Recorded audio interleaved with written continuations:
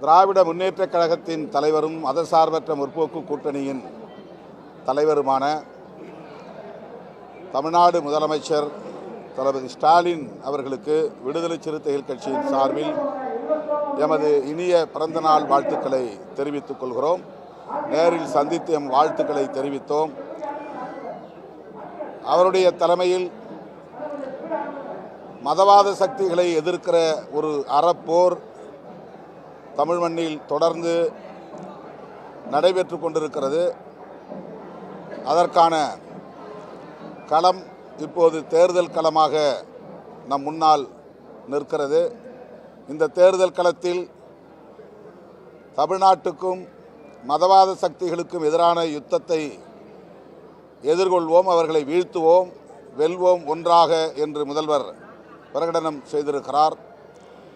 அவருக்கு அனைத்து தரப்பு ஜனநாயக சக்திகளும் இடதுசாரி சக்திகளும் துணை நிற்கிறோம்.